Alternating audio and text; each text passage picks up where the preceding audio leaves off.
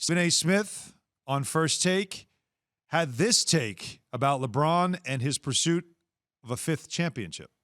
The bottom line is I'm going to be in the Bay Area for the finals this year. Warriors going to the finals. And let me say, hold on, let me say something else. I think LeBron has won his last title. I think it's over. Okay. I'm glad 15 games into the season you feel that way. Yeah, I'm glad 15 games into the season you feel like LeBron James has won his last title. Not including that, Jay, as you know, every championship team makes some sort of adjustments when they need to before trade deadlines. What do they have to offer anybody? You know. That's the problem. It doesn't, but it's not what they have to offer, it's what they can go out and get. Okay. You know, there's a guy, for instance, that sits in and he may not want to ever play basketball again, but works at ESPN that can shoot the lights out. I think he's a 47% three-point shooter or whatever it is. Name is JJ Redick. I'm going to get there. I'm going to get there. That's a guy that, you know, maybe they sniff around, see what his shot looks like later on down the line if they were looking for that guy. Guy named JJ Redick. No, I'm just saying, teams make, and this is what I was trying to tell Stephen A. I'm like, they do make adjustments. I get it. Golden State is the flavor of the month. Steph Curry, they doing the thing. Klay Thompson coming back. But you ain't going to never be able to count that dude LeBron out till it's over. You can't count him out. You'll be foolish. And this is not me being a Laker fan. This is me being a basketball fan. You can't count him out. No way. I think it's erroneous to have a take that LeBron James will never win a championship again. I'm not going to bet against a guy that last year averaged 25, 8, and 8, who is one of the most gifted passers the game has ever seen, has the ability to elevate everybody around him, who is an absolute savant on the court. Is the question of shooting or their defense being an issue to a degree? Yes, but we are a month into the season. We're a month into the season. And let's not forget, last year was the first time LeBron has ever been knocked out in the first round against the Phoenix Suns.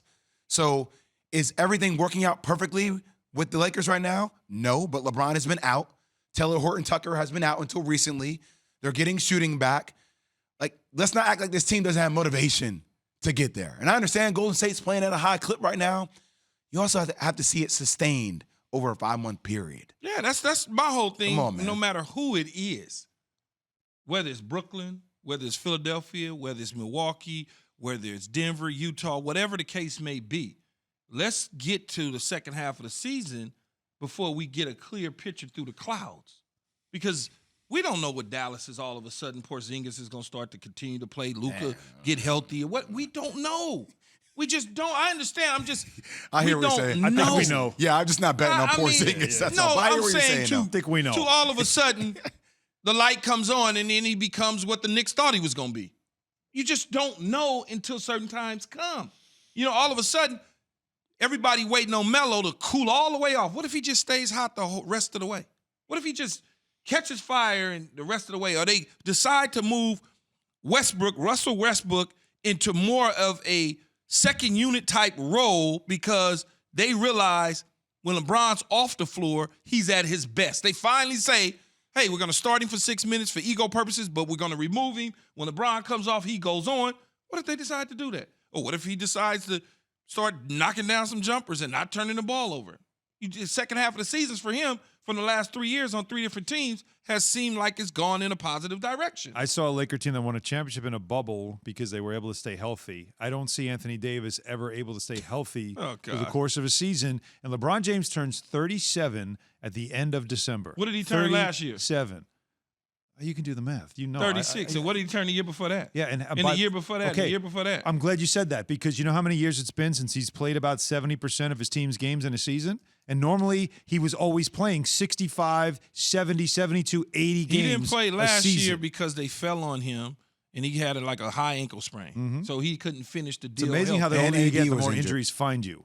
It's just the way it is. This is the first time that he's had, I want to say, a soft tissue injury, right? I get, listen, I'm just going to say this. What Stephen A's take was not a hot take. It was it's an observation. Oh, I'm not mad at that. I don't think what he's saying is outrageous. I don't either.